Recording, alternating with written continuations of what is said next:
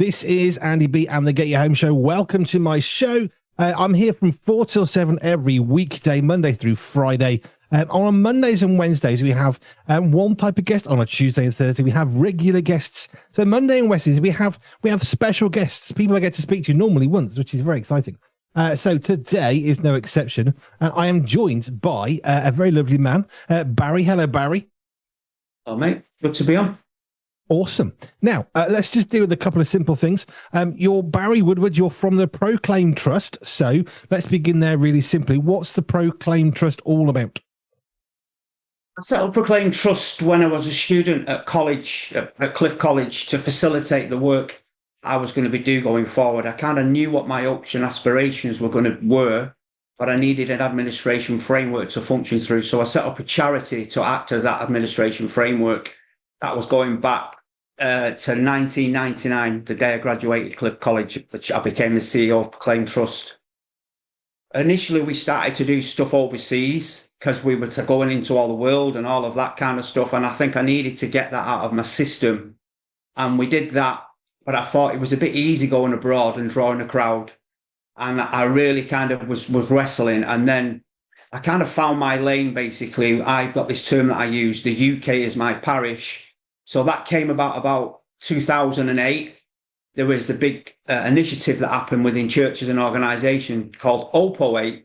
Some of you watching or listening may remember it. And it was like some big organisation put on this thing, and you could bring your organisation under the branding. And we did OPO8 in prisons tour. We did 21 prisons that year. And then when we met in the office on the Monday after that year had finished, and we were kind of thinking about what do we do next, we said we can't stop doing prisons. This has to become a regular part of the work that we do. So around that same time, I stopped saying yes to invites coming from abroad, and I started to focus totally and completely on the United Kingdom. I'll go abroad on holiday, but I won't go abroad to speak. That's my rule. No, but that's fair enough. And if you're not careful, you end up so thinly doing everything. You're not doing anything well. And the other thing I've learned over the years is if you do end up doing everything, you end up taking over from people who can do it better than you. Yeah. And we are part of a big family in a God's kingdom, which is what we try to be. Actually, saying no is a really powerful way of helping somebody else to say yes. Yeah, Jay John's got a phrase, who's my mentor. He says, if you spread the jam too thin, you can't taste the jam. And that's the thing. So for me, it was like, over the years, I've learned to major on my majors and minor on my minors.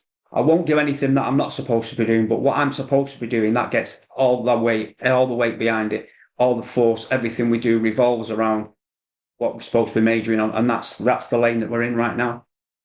Which is good advice for all of us, really, because it's very tempting, though, especially if you can do something to a reasonably good standard, to think, well, I'll just do that. When we were involved in children's ministry years ago, you get loads of teachers, well, I can work in the Sunday school or the children's church. And we'd say, well, maybe you can, but what's God wanting you to do? The fact you can do it, as one really wise guy once told me, the fact you can do it, Andy, may be a good reason that God doesn't want you to do that. How are you going to learn to be more like Jesus if it doesn't take you any effort or energy to do that? I was just one of those little bits of wisdom that I've picked up along the way. Yeah. And that's something that I've learned over the years. So there's some things I will clearly say no to, and some things I will totally say yes to, and keep that focus. And obviously I don't do it on my own. I've got a fantastic team working in the background who's making all that happen, and they're very skilled in what they do as well. So it's knowing what your strength is and sticking to your strength. And that's how we can keep, as a charity, making a difference on the front line with what we do. Yeah. You see, now, if I stop this interview right now, we've just, through you, delivered an amazing piece of wisdom for everybody. Stick in your lane. Do what you've been called to do. Yeah. I just think that in itself could transform so many different people's lives. Yeah. Finding your lane takes a while. Yes. Because I was overseas, I was doing this, I was doing that, I was doing this, but I was spinning the plates, and then it felt like, found it. This is it. I'm not moving from this lane now because I know this is where I'm meant to be. But I needed to get some things out. I think you need to get some stuff out of your system to find out what you're not supposed to be doing. And for me, that's something that I did in those early days. But, as we've built over the years and the charity's kind of grown as far as in what we're doing effectively throughout the UK now, that's something that was pivotal for us, because I could have still been going abroad and doing things. But I'm not saying it's wrong for people to go abroad. I've got friends that do that, and that's part of their lane. But for me, coming from where I've come from, why am I in India using a translator, speaking? It's nice to get a crowd of 1,000 people, 2,000 people. Why am I a Mancunian who's lived the life of madness? Why am I in India sat on a platform using a translator who can speak the language better than I can? Someone else can do that. That's their lane. So I that's the kind of things, the thoughts I was having when I was sat on platforms in India and Sri Lanka and stuff. I'm like, what am I doing here? Anyway. Fair enough. Let's come back to the Proclaim Trust in a little bit. You're talking about the work you're doing for the Proclaim Trust and talking and stuff. What are you talking about with the Proclaim Trust? So Proclaim Trust basically is about communicating a message of hope in prisons and communities throughout the UK. So first and foremost, we work with local churches. We don't do anything on our own as such. We always work with churches, organisations, and we work with chaplaincies and prisons throughout the UK. So we were settled to facilitate my work as a speaker, but we're always working in partnership with the local church. I think we should be working in partnership with the local church. And if we're working in prisons, it's through chaplaincies. And then sometimes we're working with recovery organisations or the recovery system within a prison. So it's always working with somebody. So we're there to facilitate and facilitate me to work with people, organisations throughout the UK. And in terms of that message of hope, what is that message of hope that you're trying to give to people? Well, for me, I was in the madness for 15 years. I was an addict for 15 years. I came from a decent family, working class family. And I had some good mates in the early days, and we were just lads, young lads having a laugh, working class lads. And then I got involved, met some people who, again, were good lads, but they were into drugs, and I got into the drugs, and then everything escalated for us all. A couple of those died. I ended up moving to Moss Side, which is a really rough area of Manchester, meeting a woman who was older than me. I got right into the thick of drugs and drug dealing and the madness. And then I was on that cycle, on that treadmill for years. And then I had what people would call a religious experience in a church. An epiphany, a wake-up call, a light bulb moment, call it what you want. But I went into a church one day and I had this. And for me, that became a massive thing. And that's what instigated the turning point in my life. And I know that I speak to prisoners all day long, every week, and people turn their lives around for different reasons, because they want to see the kids again, or they want to make amends for a relationship that's gone pear-shaped.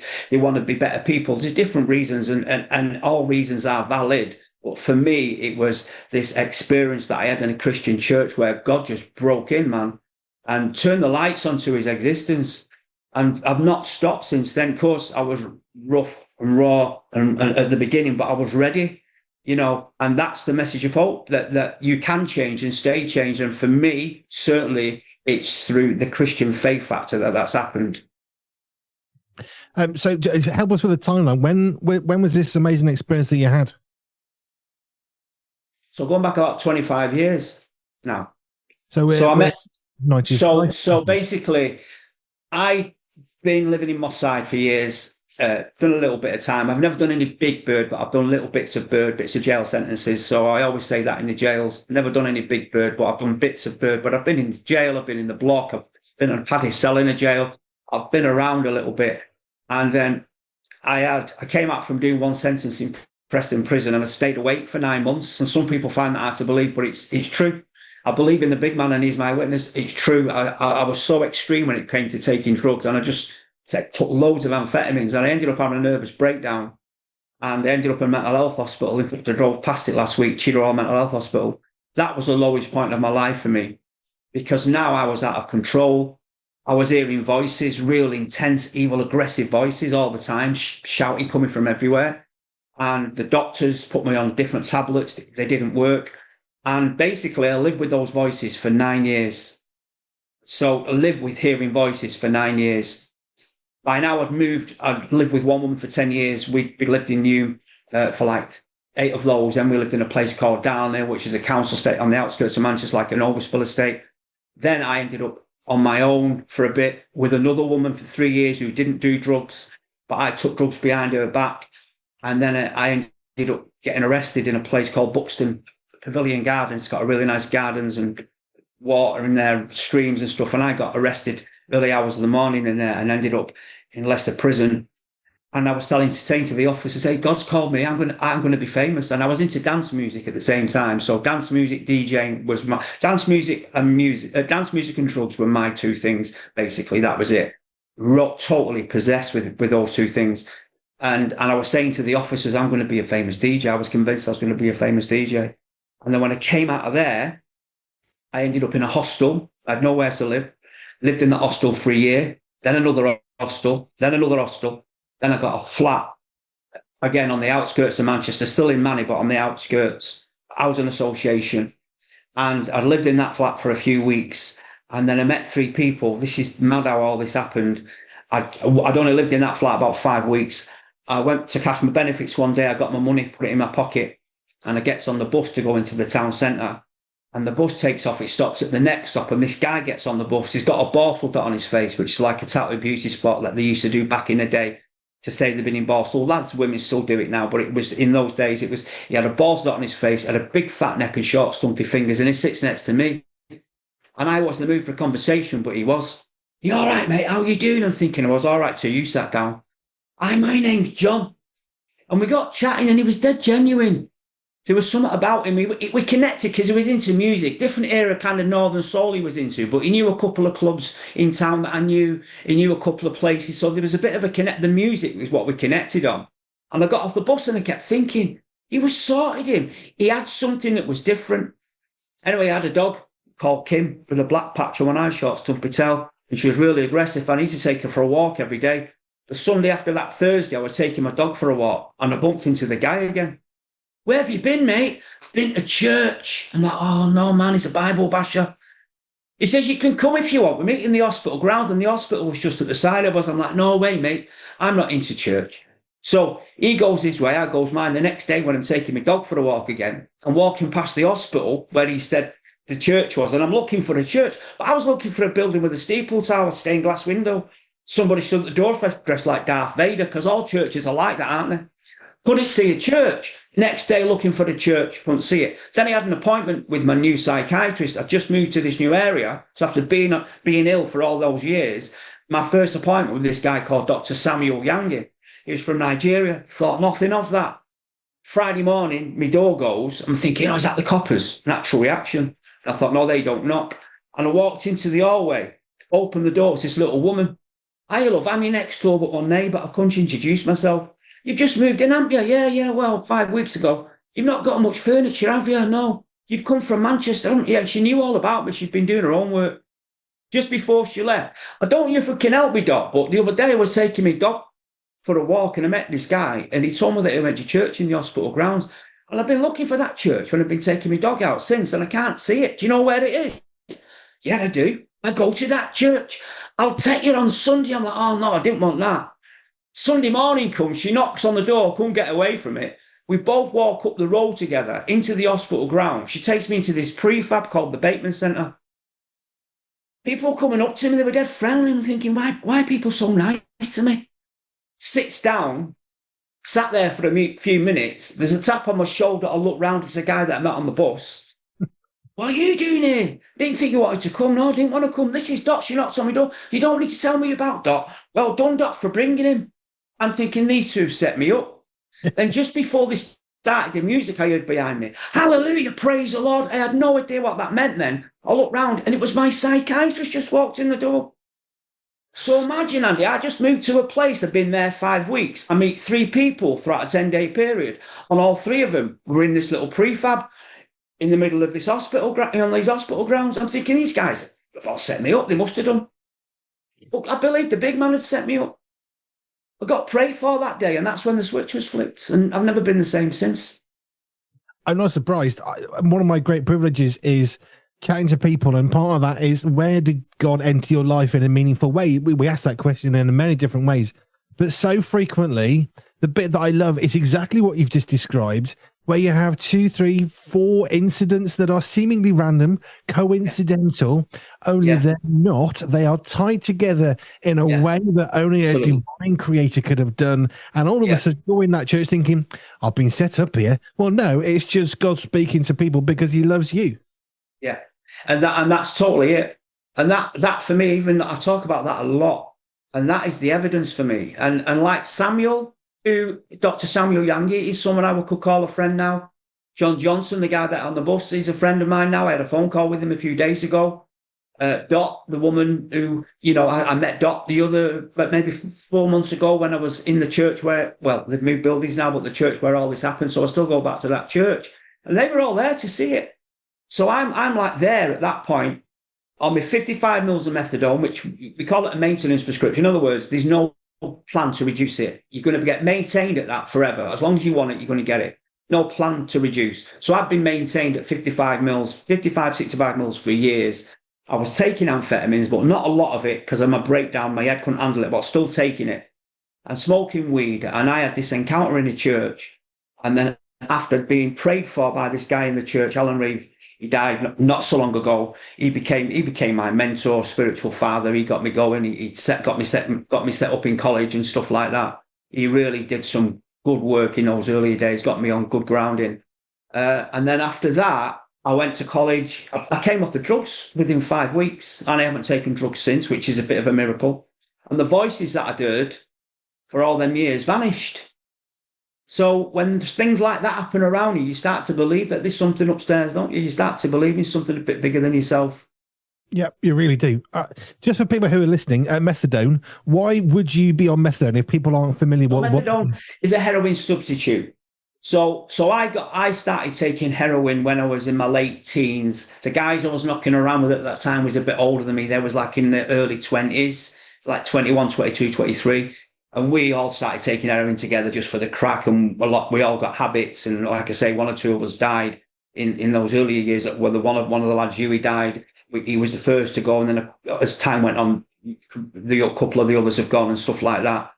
But then when heroin became easier to, you was taking heroin, but when methadone became easier to get at first, you have to go into a mental health hospital. And then they'd assess you and they keep you in, then they put you on like a reduction prescription. The local hospital to us was Prestwich. So some of the lads within that initial group that I was hanging around with ended up going into Prestwich. And then there was getting support to come off the methadone. But then methadone got easier to get. Then they started making needles easier to get because they realized that because people would live longer because they were using. So everything got easier. So I originally came from Salford. By now I was living in Moss Side.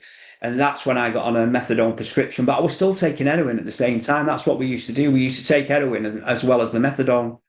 But then the idea was the proper way of using it is that you take methadone instead of heroin and you don't get any withdrawal symptoms and it makes you feel the same. You still get the same. Methadone makes you feel the same as heroin does. 99% the same anyway.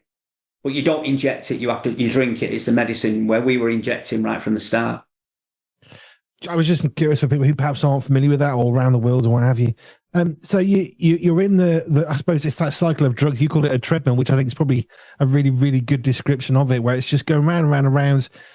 But I mean, this is the thing when I read the book by David Wilkerson, who set up an amazing organization in the US, and it was heroin that he was really working with people with heroin, and nothing was working except for God could make a bit of a difference in terms of religious experience, but it was the power of the Holy Spirit is what he would say was the only thing that can actually break the addiction to heroin. So a lot of what he did was, well, this is the only thing we found that actually has any power over it.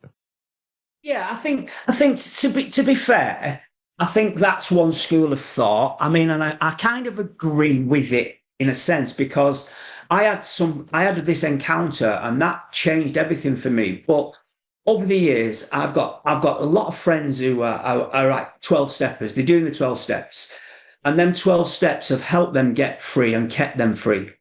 So there's lots of different ways that people are getting clean and staying clean. I don't know what the 12 steps are. I've never done the 12 steps. I went to Bible college and renewed my mind that way. that became my kind of rehab in a sense. But because I do a lot of work in rehabs and a lot of work in places, there's a lot more rehabs around now as well, where you can get support. And it can involve an element of faith if it's faith based, but there's lots of people getting free. And I think we have to be careful because it doesn't just happen this way, if you know what I mean. Yeah, yeah. I think it become a bit more legal. It's like it does. I know literally hundreds of people who where it's happened a different way, but they're living clean now. They've got good lives, families, careers, stroke, working for the church or whatever, just living a better life. So I think, yeah, freedom for me. I'm free, man. I got prayed for and I got set free. That's why when I was in Milton Keynes with my publishers in 2006 discussing writing a book. And I remember coming out of my hotel and I was thinking, I'd met with Malcolm Down, who was my publisher. He worked for Milton, he worked for Authentic Media, and he's still my publisher now with this firm that he set up for one of the books that we've got out. But I was thinking, what do I want to make a statement in the title. I was once an addict. I'm not walking around. I can't tell you the day that I was once an addict. I'm clean, man. But if you say that to some people, they'll think, well, no, because I'm in recovery. And that is totally fine. It's language and understanding and respecting other people's journeys. If that's the kind of teaching and training and understanding they've got, and it keeps people clean, and if my way keeps me clean, if wanting to live a better life to please my wife keeps you clean, whatever works for you. That's the way I see it. Yeah, we're all different. And I think that's a really important thing to remember, because sometimes you'll pray for something and nothing happens. That's right.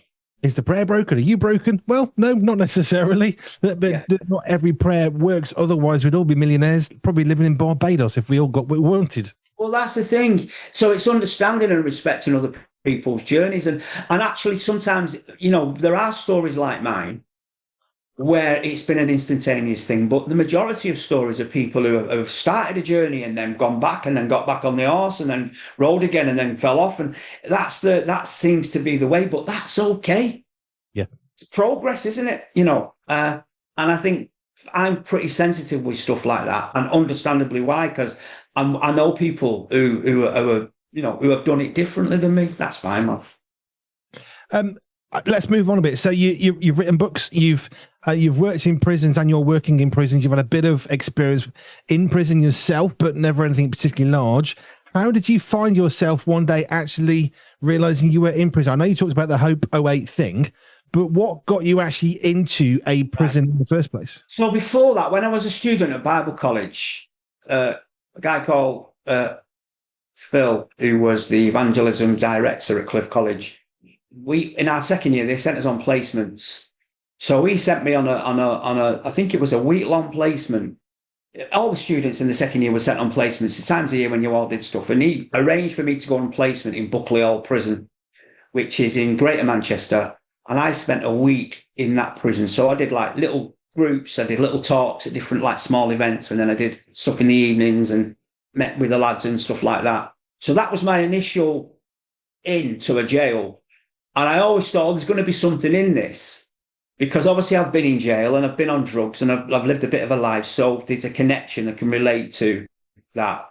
And that was my initial in. So I did a couple of jails, but it wasn't a major thing. And then when we did the Hope '08 tour, we partnered with different organisations. So NGM, which is down in Bristol, they train people in creative arts and stuff. So we used one of their bands in one place, and then we'd be in the North East using another organisation's rapper, and we did a tour, 21 jails. We're working with organisations, and it was hard work it was a brilliant year, but it was hard work in a sense, because to get permission for a band to go into prison when you've got three artists and they want to take instruments in, and you got a DJ who needs to take decks in, it was a big job. It was a massive job, and that was all good and it was fine. But then obviously we were like, okay, let's look at how we can do this, and we can do it effectively. And so then we did another tour, and we've just built on that. This year, we're in April now, 2026. I think I've been in 25 jails in the UK already. If not 25, it's 24. And 2 of those jails I've been in twice. And it's only April. So that's how things have grown and developed. And we run a course called Your Story Reframed. So this is something I've been doing for years. We started a course, a general course that people can sign up to that lasts a year. That's a mixture of Zoom and in person. And then I was in Low Newton prison. In fact, I've been in that prison today, which is in the northeast of England. I did my talk and questions and answers at the end. And then one of the women pipes up, Barry, what does your charity do outside to help ex-offenders? I says, well, one of the things we've literally just started doing, this was 3 years ago, is this course called Your Story Reframed. And I would say maybe half of those are ex-offenders. She said, that's great for them, but I'm never going to get to do that course because I'm a lifer. Why can't you come and do that course in here? So Ant, who's a chaplain, was sat at the back and we looked at each other and then we had a conversation. So we piloted Your Story Reframed in Low Newton going back just under 3 years ago. And that's just developed and developed and developed. In particularly this year, it's just gone to another level because we're doing it with chaplaincies, but we're also doing it with the drugs recovery people as well, which has created more work for us. It's a good job I've got a good person behind me helping me all do this, if you know what I mean, because I couldn't do it. We've got Tracy, who basically our ops and events manager, joined us last year, and then she's been brilliant, absolutely great. And then this year we had a conversation with someone who's involved with the recovery stuff on Zoom, and off the back of that, it's just created more work for us both, basically, and the rest of the team as well, in a sense. So, but that's the way it's been. We've just got busier and busier and busier and busier. And obviously the course we do outside trains people, and then we get some of them opportunities into prisons. So we've got Alistair, who's in Scotland, Glasgow, who's going into a couple of prisons on his own. We've got John Keir, who's in Loughborough, originally from Scotland, has been going into a couple. So I think you're going to have him on here very soon. So it's kind of like trying to duplicate what I'm doing through training others. We chatted to John, lovely guy. Really enjoyed that chat. It'd be good. The thing about getting to prisons is it can be scary for some people. We've got to touch on this a little bit because I've been near prisons and you see the big gates, you see the doors, and you think, God, it's a scary place to be in. I chatted to a lady who is a GP and has been for quite a long time in prison. She just had this heart and this calling to be from God, but a GP in a prison. And she talks about some of her initial experiences of it's a bit scary, but there was peace. How do you find, having been somebody who has been in a prison against your will, how have you found working in prison since then? Probably find it more scary in some churches than I do prisons, to be honest. And I can say that. I feel like I'm in a safe space in a prison. Genuinely feel like I'm in a safe space because I'm one of them in a sense. I am. I'm an ex-con. So there's a sense that we respect each other, and what we say in that room stays in that room. And I can feel very, very content with that because there's an element I can be there on a Sunday morning service like I was yesterday in Low Newton again with the women, and they were singing like crazy and going mad and having a laugh and all that. And then I can be in a Belmarsh category A, where you've got some of the more serious. I mean, there's some serious criminals, by the way, women prisoners in Low Newton. That's the cat A. But you go into some of your big, because I go to the London jails a couple of times a year, go down there. But it doesn't faze me. There's an element of mutual respect. The only incident I've ever seen in a jail, there's a guy called Paul Innes who lives in the northeast of Scotland. He's from Fraserburgh originally. So I was due to speak in a jail up that neck of the woods it was Peterhead Prison in those days, an old jail. And he kind of started his own fake journey, come from some madness and all that started. And I took him in to share his story with me once. This is going back about 15 years, something like that, maybe 14 years, something like that. So I take Paul in, he tells his story, then I speak, and it was like a classroom, but it was packed out. People were stood around the sides. It finished, and then two lads stepped outside, and they had the biggest fight, a proper scrap like you've never seen before. These two lads proper laying into each other. It was a proper man's fight.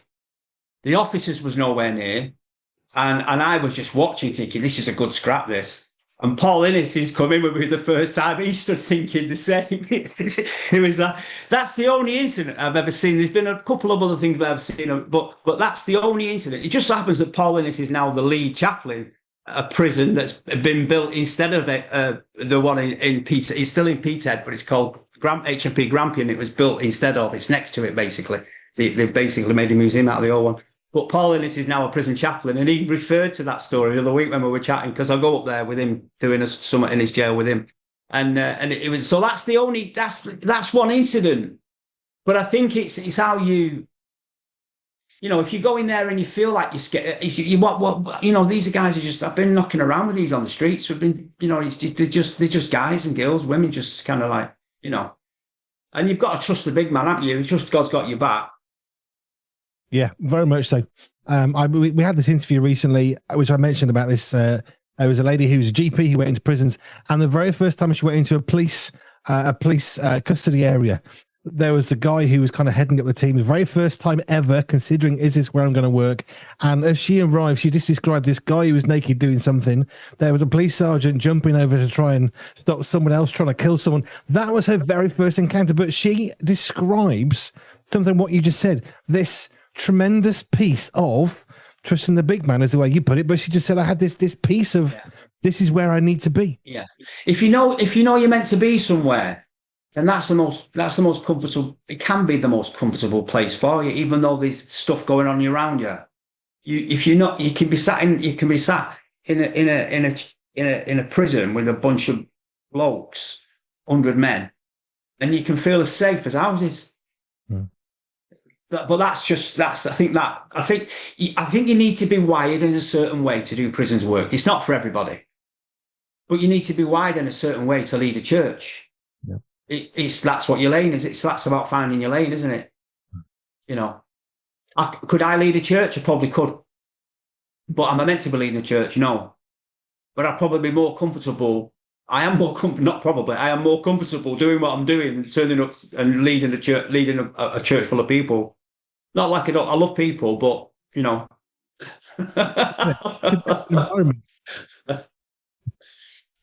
Let's get on to J. John a little bit, because I met the first time at a J. John evangelism conference not that long ago, weeks, I suppose, a few months, whatever it was. And it was interesting hearing some of your story, and lots of people got up and shared their story. I did the same. How did you find yourself in some way working as an associate with Canon J. John? So when I was a student at Cliff College, I knew that speaking was going to be my thing. I knew that speaking was going to be my thing. I knew that I felt that was part of God's plan for my life, that I'd been called as a speaker, no doubt about it.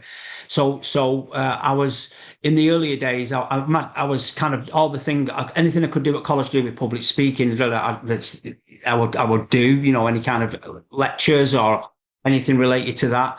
And then my dissertation was entitled Effective Communication Today, and that was a 12,000 word piece of work that I had to do.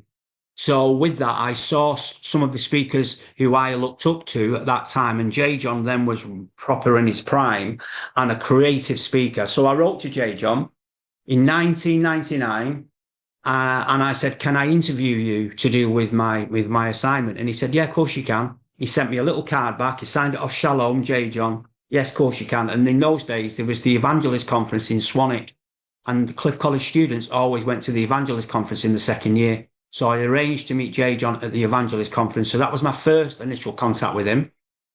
Fast forward 4 or 5 years, I've now joined the Assemblies of God, which is a denomination. I've become a minister with the Assemblies of God. And there's a guy in Nottingham called David Shearman, who is still around, but in those days, he was a proper heavyweight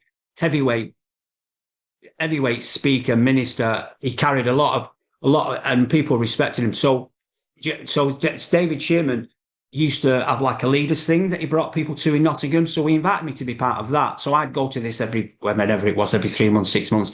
And I was there as one of these evangelists I was based in a church in Bolton, but I was, you know, going to, so we're at that conference once, and David Shearman said, "We've got a speaker coming this afternoon, but I'm not going to tell you who it is. You'll know him, but I'm not going to tell you." So we were like, "Oh, who's going to be? Is it going to be? Is it going to be?" So like 250 of us there, 200 there, maybe, yeah, about 200, maybe a few less. So anyhow, in the afternoon, J. John comes walking in, and we're all like, "Oh no, da da da da da."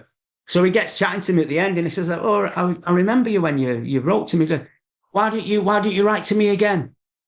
So I wrote to him and he says, I want you to go and have a meeting with my friend, Andy Economides. He lives in Chichester. He did then. He lives in that area-ish now. That's miles away from Manchester. He says, but I want you to will you go and see Andy for me and have a conversation with him? Okay, of course. So I went to see Andy Economides and that was probably one of the best meetings I'd ever had in my life. In those days, the trust was just getting going. Our income was £12,000 a year. When I said that to Andy, he said, what, is that your salary? I said, no, that's our income. He said, that's rubbish. He says, how are you living? I says, well, I'm earning 400 quid a month. I've got an old car. And he really grilled me. And I spent about 4 hours with him. And I came out there feeling like I'd just spent time with the wisest person in the world because he'd been around a bit. He'd been around. So off the back of that, J. John then invited me to one of his associates' retreats as a guest. And then after that first retreat, he invited me to become an associate. And that was 18 years ago. I've been an associate at J. John's ever since. And that link and that connection for me has been invaluable. He's a friend, and I've been part of his group. He's got guys and women as well. But he kind of does stuff with us every year. We go to a retreat every year. And then he does the evangelist conference. And then sometimes him and Killy does stuff with the women. So it's all kind of, yeah. But yeah, that was invaluable for me. Still is. And you saw what he did at the conference this year. Yeah, that was pretty good. Blew me away, that man. That was like, wow. Nobody in his team knew that, I think the one person, nobody knew. Nobody knew. One of the bits you were talking about is he said that we're going to have an offering, but I'm not going to tell you for who it is. You just got to trust me, he says from the front. And money came in. I'm thinking, well, that's one way of doing it. Someone's going to have a blessing of some sort. And it was just watching you on stage it was beautiful because it wasn't just about money from people to a person. It was about God at work in his family. Yeah, absolutely. Yeah. Of course, the money was massively helpful for us. But the way that he did it, I thought it was going to be for one of his projects because he's, a lot of the time he doesn't break even to run the evangelist conference. So he takes the offering up and that helps him because he subsidizes a lot of it because he's and that's over the years, that's all what he does. And then sometimes he might have a project that he's on. So I just thought it's going to be something to do with Philo. So when he actually did it and brought me up, like literally pinged me. It's like, huh? But no, that was absolutely beautiful, and I still think about that. A moment I'll always cherish. Yeah. But yeah, that can see. The thing is, sometimes it's the people you connect with, or it's the people you connected with, isn't it? Sometimes it's through these connections, and I think since I joined became one of John's associates, it's been gold for us. That it's been gold for me as an individual to have him as a go-to person, not just him. I'm speaking to people on his team. He's chair of trustees. I'd had a conversation recently about a new thing that we're doing, a workbook that we're doing for prisons. So I spoke to Dave Withers, who's a real expert with copyright and stuff, who's been part of John's team for years and he's worked all over the place, Premier Radio and all that. And so with these, we've got access. So we've got access as a charity to this, how John has been doing stuff all these years. Which is awesome. If you reflect just a little bit, I don't always do this, but let's reflect a little bit. What you called as madness, you moved around a bit, drugs was part of your life, dance music was part of your life. You've done bits of time in prison, Cliff College, where you've done some theological training, now a minister as well. As you look back through your life from the madness that was before you had that encounter, which you thought was someone setting me up, no, it's just God loving you. How do you look back on where you were to where you are today? What does that kind of, how do you reflect back on that? I have to pinch myself, really, because I my like I say, my family were a good family. I had some good mates in those early days, but then things just escalated, and for me in particular, with the madness in Moss Side and the voices. So I have to pinch myself that I'm still standing, that I'm able to do it. And if God wouldn't have intervened, if God wouldn't have stepped in, I don't think I'd have been on this program right now. Like I say, a couple of the lads who were a part of that group had gone now, and one of them went at 24. We went quite young. So when I reflect on I never forget where I've come from. It's good to stay rooted. And I drive past phone boxes where I've been left for dead. And I think about that, and I think I'm still here. You know, if God wouldn't have intervened, and then when I think of the influence that I've got in prisons through the storytelling and through my narrative, only God could do that. It's not something I planned to do back in the day. Oh, I'm going to, I'm going to. It wasn't something I planned to do, you know. And it's like a woman I was chatting to yesterday in the jail, who's one of the workers in there, and she said, you live for this. This is what you live for." And I do. I've got a great wife who allows me to live like this. She's got a great wife who's from London, and she's dead supportive. And we make sure we get our time together, but she releases me to do it, and I live for it. You know.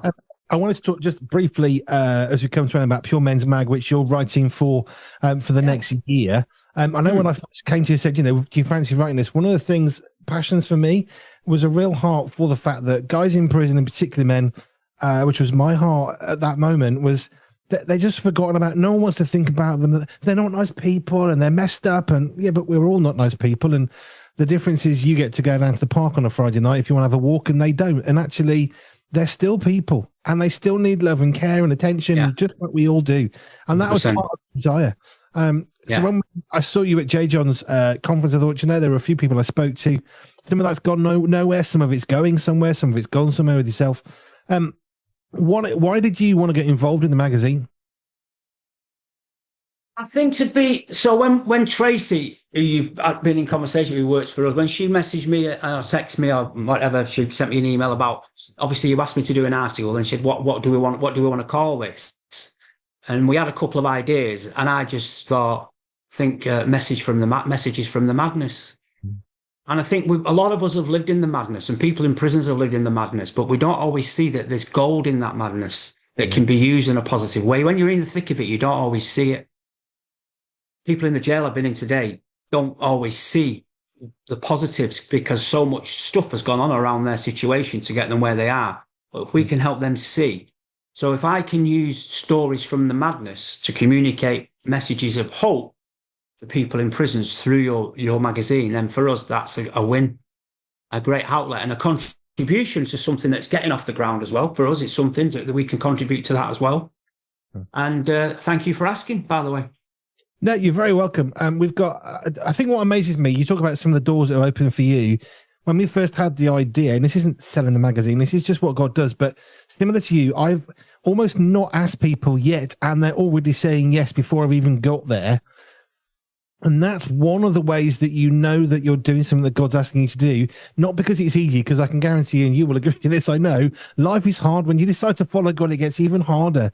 But there is some ease within that of direction when you put your hands in God's, when you try and match his cadence, his speed, his rhythm, all of a sudden it gets easier. Not easy, that's a whole different question. But I think that's what we found, is that people are saying, we want to get behind this. And then one person leads to three more, who leads to three more. And talking to you, we've got an interview with John that we've done.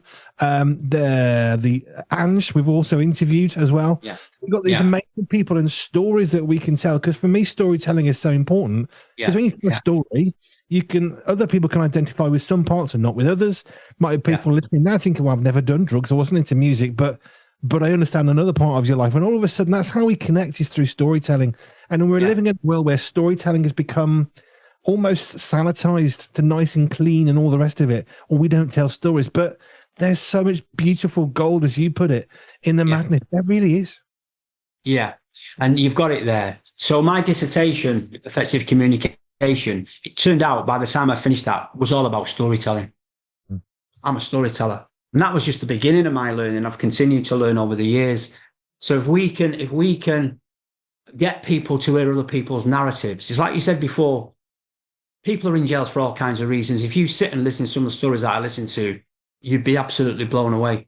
And that's one of the reasons why we do it. We just think they're all prisoners, scum of the earth, let's lock them all up, let's throw away the key. But the reality is that's so far away from the truth. Yeah. Of course, there are some hardened, seasoned criminals, evil people, but a lot of people have just crossed the line. And if we can so when we're talking about some of the stories, like Ange, for example, who you've interviewed on here, and John, who's a friend, these are friends of ours who and a couple of others and other people as well. If we can get people because stories are important. People can connect to those stories. And also, if you've never lived in the life, it's an insight into the life. Someone who's never been in the madness, it's an insight to think, oh, so that happened. No, that never happened to me because I was walking in the park or whatever. Like but that's that's how somebody ends up with a life like that. There's a million different ways of doing that. Have ended up in a life like that. And if we can tell those stories, that's the idea of your stories reframed. We've just had a conversation in the last couple of days about recording some of these stories and making them available on prison radio and there's a TV thing that's on in 50% of the prisons. So then stories, we need to get them out there. And you need to get your stories out there through your magazine, of course. Yeah, which is what we want to do because stories matter. We're going to have to wrap this up. Barry, thank you. If people are listening who want to either get in touch with the course that you run or just generally with you and the amazing stuff you do, what's the best way of getting hold of you? If they go to our website, proclaimtrust.org.uk, go to our contact page and just get a comment, hit the comment box and reach out to us and we'll get back to you. Cool. Barry, thank you. Looking forward to working with you. Thanks for having me, Andrew. I've got to say, Trace is brilliant. It's so good at getting messages. So yeah, big up to her. Yeah, I get that all the time, up and down. Wherever I go, people say that. So yeah. Yeah, no, I get that of Jo, who works here. She's great in the admin. Oh, your Jo's great. She gets it all organised. But we need that. Without that, I mean, this year for us, it's just like I say, we've never not been busy. I love being busy. But this year, it's just gone through the roof. And Tracy's just been stealing with it all. It's been great. It's been phenomenal. Yeah. So thanks for having me, and thanks for obviously inviting me to be one of your kind of columnist thing, whatever you want to call it, for your new magazine that's coming out. I'm looking forward to seeing some of those stories in there. Not just our stories, but other stories as well. Yeah, that'd be good. Barry, thank you. We're going to go to some more music now.